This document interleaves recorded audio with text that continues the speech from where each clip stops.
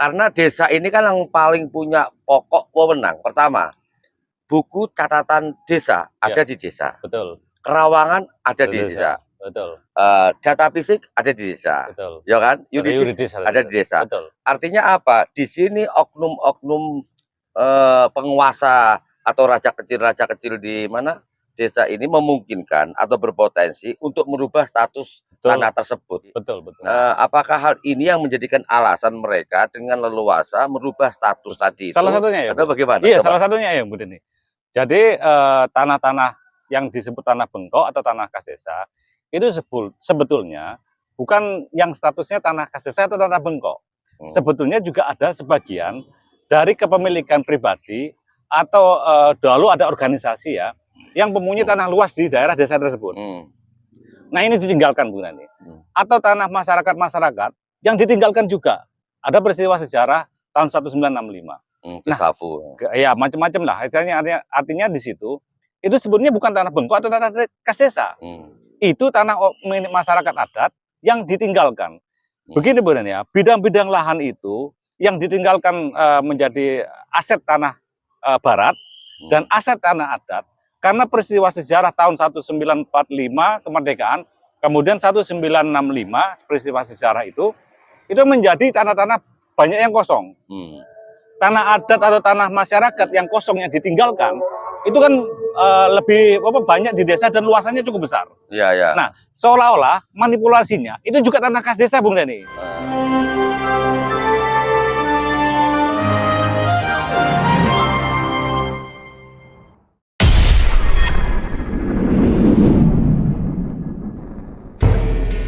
Assalamualaikum warahmatullahi wabarakatuh. Waalaikumsalam warahmatullahi wabarakatuh. Pemirsa, jumpa lagi dengan kami dalam acara eksklusif Ngobos di Kampung Acrak. Nah, Ngobos yaitu ngopi bareng obrolan santai. Sedangkan Acrak, aliansi cendekiawan lari kampung.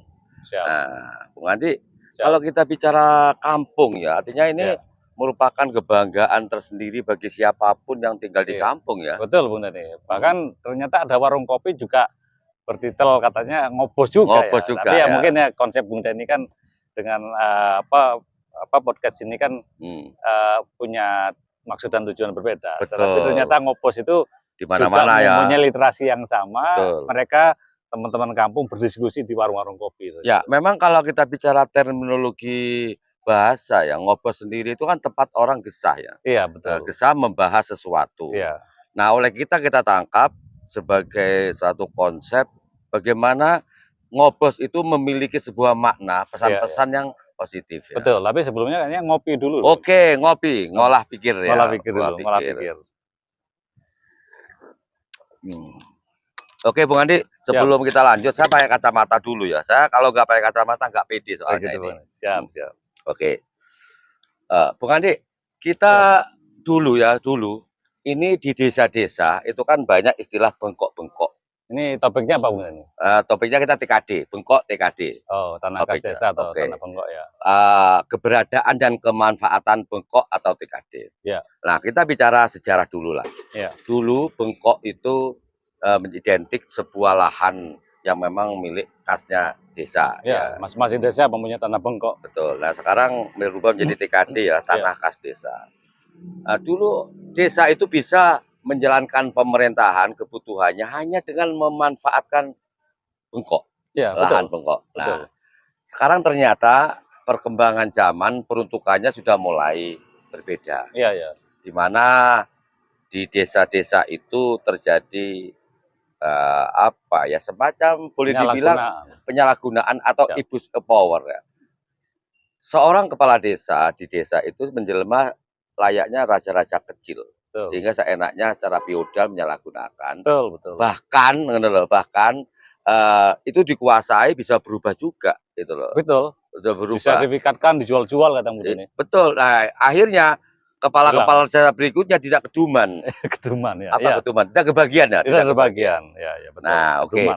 Bung Andi, kalau kita bicara perubahan dari istilah bengkok menjadi TKD atau tanah kas desa, dengan segala keberadaan dan kemanfaatannya, ini kan udah berubah nih. Betul. Nah, kalau menurut Bung Andi sejauh ini gimana pandangannya ini? Ya, setiap desa dulu sebelum kemerdekaan, catatan untuk katakan itu sebagai tanah-tanah bengkok ya, dulu sebutnya tanah bengkok, Hmm. atau tanah bengkok desa gitu kan. Hmm. Atau juga ada yang nyebut tanah bondo deso. Bondo Desa. Bondo deso. Artinya semenjak sebelum kolonial pun di setiap desa itu sudah mempunyai tanah-tanah bengkok yang digunakan untuk kemakmuran dan kesejahteraan baik penyelenggara desanya juga masyarakatnya, Bung Dani. Nah, setelah era sekarang ini yang harus dicatatkan itu menjadi statusnya menjadi tanah kas desa. TKD. TKD. Artinya semua aset-aset pemerintahan termasuk penyelenggaraan desa itu semua tanah-tanah yang statusnya adalah tanah bengkok itu sekarang dijadikan atau dicatatkan sebagai tanah TKD atau tanah kas desa. Itu yang memegang peranannya secara penyelenggaraan itu kewenangan oleh kepala desa sekarang. Kalau dulu kan tanah desa itu sebenarnya sudah dipeta-petakan.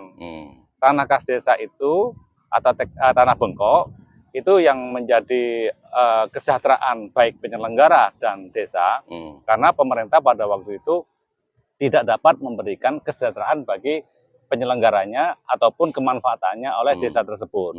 Sehingga mereka yang memegang hak tertinggi itu biasanya namanya petinggi desa, Bung. Petinggi desa. Ada Carik, ada Denowo.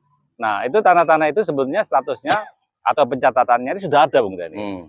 Namun sekarang dihilangkan semua itu menjadi dicatatkan menjadi tanah kas desa. Di mana fungsinya itu seharusnya pada era sebelumnya itu digunakan sebagai lahan-lahan pertanian, Bung Dani. Hasil-hasil dari lahan pertanian tersebut itulah yang dikelola untuk kemanfaatannya bagi desa-desa yang mempunyai tanah-tanah. Tapi luasannya juga berbeda-beda juga, Bung Dani. Oke, Bung Andi, ini kan begini, ada sebuah fenomena baru yang terjadi di masing-masing desa ini. Bahkan itu seperti yang Bung Andi sampaikan tadi, ini terjadi sebuah peristiwa kontradiktif ya. Yang mestinya bengkok atau tanah desa, tanah kas desa itu yang kemudian disingkat menjadi TKD. Itu kan memang adanya lahan itu kan diperuntukkan demi penyelenggaraan pemerintahan, kebutuhannya. Namun desa, ya betul. Namun yang terjadi justru ada tanah-tanah itu pertama ada yang disewakan kepada pihak lain.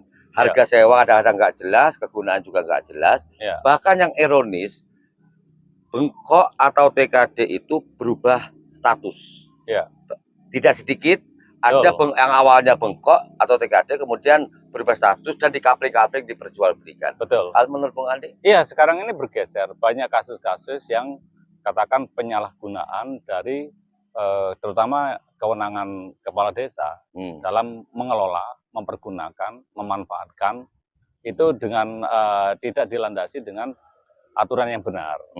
Sehingga dengan katakan Bung Dani tadi tanda kutip abuse of power, itu akhirnya tanah-tanah tersebut dapat lepas kepemilikannya oleh pribadi-pribadi yang berkaitan dengan pelepasannya oleh penyelenggara desa pada waktu itu, Bung Dani. Sehingga bahkan sampai dipeta-petakan dijual itu. Hal-hal itu dikaburkan karena mungkin secara administratif atau pencatatan waktu dulu tidak siap.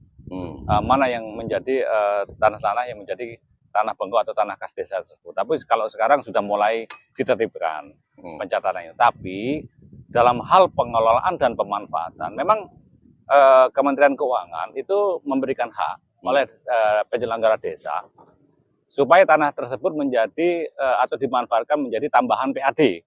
Pendapatan asli desa, bukan daerah ya. Pendapatan asli desa. Dalam arti ini kan untuk struktur penggunaan dan pemanfaatannya atau pengelolaannya, sekarang struktur ekonominya berkembang. Tanah desa yang dahulunya difungsikan sebagai lahan-lahan pertanian untuk katakan mendapatkan hasil dari feedback pertanian, itu sekarang bergeser ruang keekonomiannya.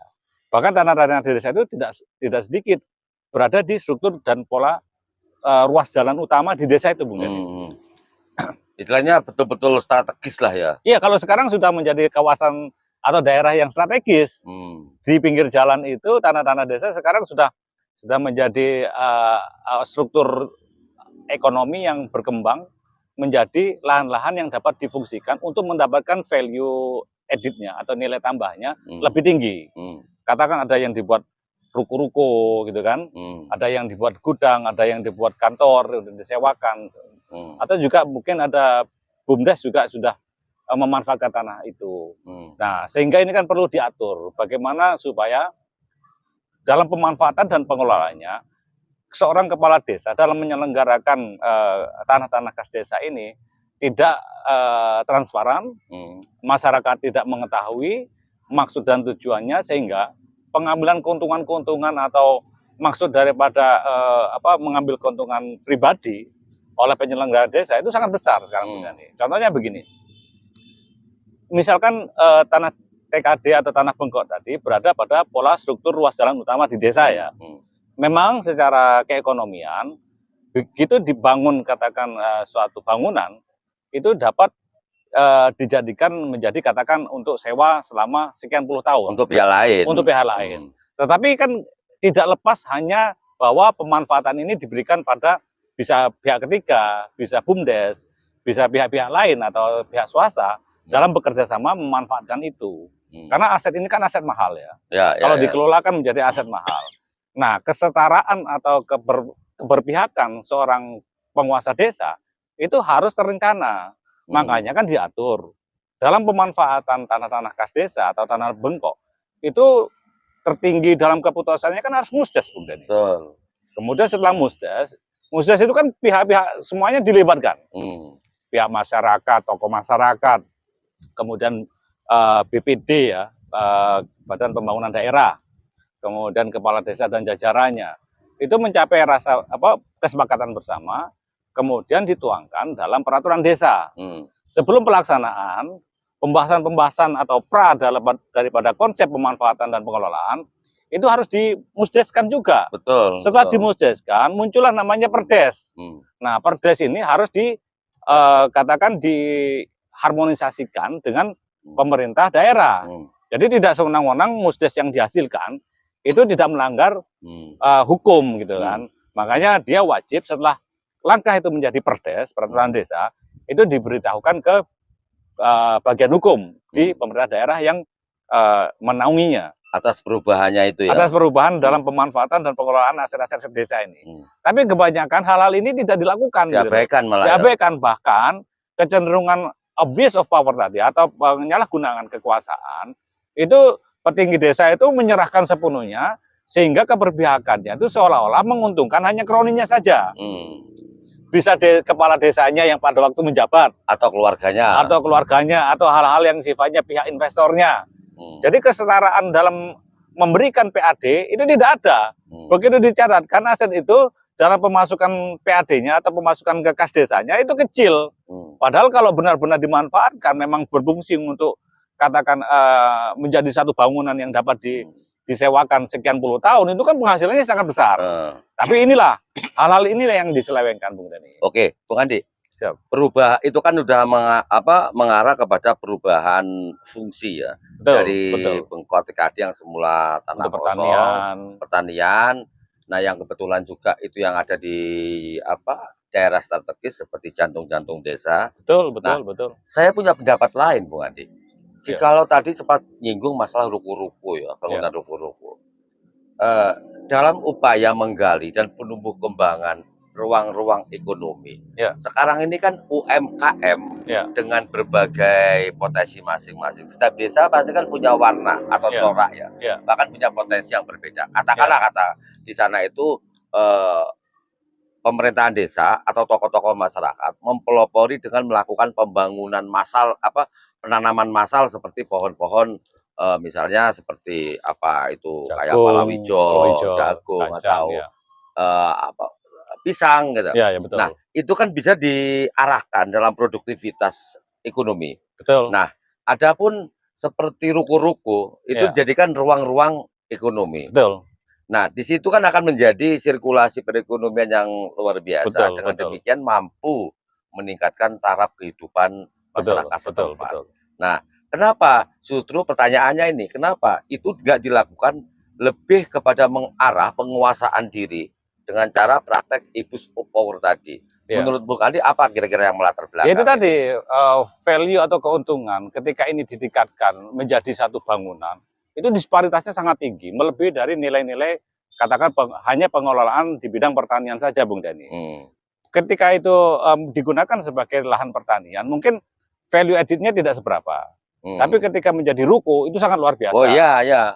Mempunyai aset bangunan sekaligus dapat return atau cashback daripada hasil itu sangat besar. Dan membantu juga masyarakat setempat tentunya ya. Iya, artinya di situ juga berkembang menjadi kawasan yang tadi kawasan-kawasan utama atau kawasan-kawasan perekonomian sebagai pola kegiatan masyarakat yang biasanya sekarang itu sudah berada di sekitar desa biasanya, Bu Dani. Jadi kawasan strategis itu kan.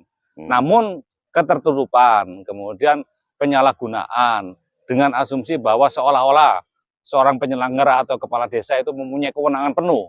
Padahal tidak demikian. Telah diatur langkah-langkah dalam pemanfaatan itu dalam regulasi dan peraturan perundangannya sudah diatur semua, Bung Deni. Artinya mulai dari musdes, kemudian katakan landasan-landasan juga harus ada kajian ilmiahnya atau kajian perencanaannya. Tidak bisa semenang-menang kemudian ada pihak ketiga yang mencoba kerjasama, kemudian seorang kepala desa serta-merta menyerahkan ini kepada pihak ketiga, tapi begitu dianalisa hanya spare-nya itu misalnya malah tidak menjadi nilai yang begitu tinggi daripada pertanian, malah semakin anjlok. Artinya PAD yang ditimbulkan justru pertanian lebih banyak daripada setelah dibangun menjadi bangunan fisik, malah lebih sedikit daripada menggunakan pertanian. Ini kan aneh gitu kan. Makanya itu dalam pengesahan butuh konsep yang terencana, dan itu juga bagian daripada yang harus disetujui dalam perdesnya, Bung Dani. Istilahnya studi kelayakan masyarakat setempat. Ya. Betul, dan studi kelayakan itu juga menjadi katakan komitmen bersama. Artinya dalam studi kelayakan itu kan dapat dinilai berapa sih keuntungan yang bisa disetorkan ke desa, yang menjadi keuntungan bagi penyelenggaraan desa dan masyarakat. Itu kan sudah ada dalam bagian daripada perdes yang harus disahkan tadi, Bung Dani. Tapi biasanya enggak. Kita begitu ke desa, pemanfaatan itu kita tanyakan landasan-landasan hukumnya, itu hampir bisa tanda kutip. Itu semuanya tidak ada. Semuanya kewenangan seolah-olah kepala desa dalam menyerahkan dan memberikan hak kepada pihak ketiga, memberikan hak kepada mereka yang akan bekerja sama dengan pihak penyelenggara desa. Itu biasanya melakukan satu abuse power seorang kepala desa. Sehingga kepala desa yang selanjutnya kata Bung Dani, nggak keduman, nggak kebagian, Bung Dani. Bung Andi, tanda kutip udah dilacurkan itu. Abuse of power, penyalahgunaan kekuasaan di tingkatan desa. Nah, kalau tadi kita singgung masalah ruang-ruang ekonomi yang harus dibangun. Ya. Kita fokus masalah abuse of power tadi. Ya. Perubahan status tanah. Ya. Nah, kan ada beberapa praktek yang dilakukan, kerap dilakukan di desa. Ya. Pertama, kadang-kadang untuk mengalihkan jejak aset-aset itu, pertama dilakukan ruislak. Biasanya ruislak atau tukar guling dengan objek tanah di tempat lain. Nah, yang kedua, ini merubah status dari tadi tanah bengkok atau TKD ke status tertentu. Kalau kita ke belakang ya. Karena desa ini kan yang paling punya pokok wewenang. Pertama, buku catatan desa ada di desa. Betul. Kerawangan ada di desa. Betul. Data fisik ada di desa. Betul. Ya kan? Yuridis ada di desa. Betul. Artinya apa? Di sini oknum-oknum penguasa atau raja kecil di mana desa ini memungkinkan atau berpotensi untuk merubah status tanah tersebut. Betul. Nah, apakah hal ini menurut Bung Andi, apakah hal ini yang menjadikan alasan mereka dengan leluasa merubah status tadi itu? Salah satunya ya. Atau bagaimana? Iya, salah satunya ya, Bu Deni. Jadi tanah-tanah yang disebut tanah bengkok atau tanah kas desa itu sebetulnya bukan yang statusnya tanah kas desa atau tanah bengkok. Sebetulnya juga ada sebagian dari kepemilikan pribadi atau dulu ada organisasi ya yang mempunyai tanah luas di daerah desa tersebut. Nah, ini ditinggalkan, Bu Nani. Atau tanah masyarakat yang ditinggalkan juga. Ada peristiwa sejarah tahun 1965. Nah, ya macam-macam lah. Artinya di situ itu sebenarnya bukan tanah bengkok atau tanah kas desa. Itu tanah milik masyarakat adat yang ditinggalkan. Begini sebenarnya, bidang-bidang lahan itu yang ditinggalkan menjadi aset tanah barat dan aset tanah adat karena peristiwa sejarah tahun 1945 kemerdekaan, kemudian 1965 peristiwa sejarah itu menjadi tanah-tanah banyak yang kosong. Tanah adat atau tanah masyarakat yang kosong yang ditinggalkan itu kan lebih banyak di desa dan luasannya cukup besar. Nah, seolah-olah manipulasinya itu juga tanah kas desa, Bung Dani. Masalahnya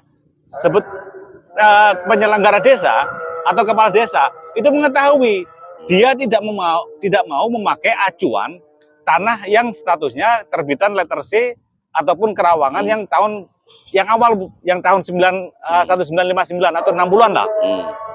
Itu menggunakan catatan desa atau letter C desa yang tahun 1980-an. Yang terbaru ya. Yang terbaru.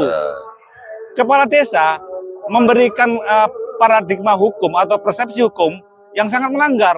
Saya tahunya ini. Nah, kemudian berarti itu mengabaikan data awal ya? Iya, ada mengabaikan tanah yang di bawah sebelum itu ya, sebelum kelangsiran yang tahun awal. Iya, di awal itu dihilangkan. Nah, kemudian petinggi daerah itu mengetahui, Bung Dani, sebetulnya itu bukan tanah bengkok atau tanah TKD, tapi tanah masyarakat adat yang ditinggalkan karena peristiwa sejarah, tanah kolonial atau orang-orang yang tidak jelas kepemilikannya. Atau bukan tidak jelas, artinya di sini milik masyarakat lah, baik masyarakat adat. Tapi nggak hadir tapi ya. Nggak hadir. Nah, yang mengetahui itu desa. Datanya di pusat, Bung Dani. Desa.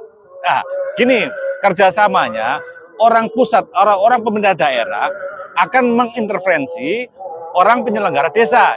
Ini bukan tanah bengkok, tapi statusnya di TKD-kan. Kemudian lambat laun karena ini landasan letter C atau catatan desanya tidak kuat. Seolah-olah dirislahkan dulu, Bung Dani, untuk ibaratnya mengkaburkan, ditukar gulingkan, karena memang dalam catatan ini bukan tanah bengkok, tapi tanah adat yang ditinggalkan atau tanah yang tidak bertuan lah.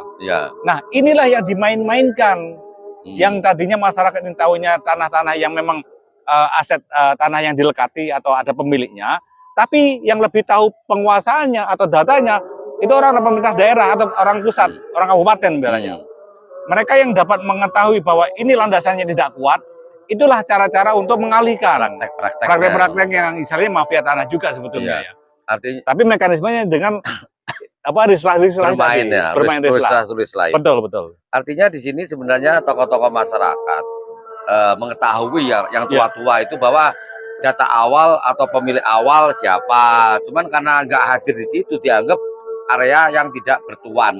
Betul. Nah, akhirnya dikuasai itu. Tapi kalau catatan yang awal catatan desa yang 1960-an itu, Bung Dani, 50 sampai 60 itu clear sebetulnya, Bung Dani. Ya. Tanah itu milik siapa clear. Tapi kemudian karena itu dikuasai oleh negara untuk dicatatkan menjadi tanah TKD juga. Tapi sayangnya mafia tanahnya juga di pusat atau di daerah tadi, pemerintah daerah.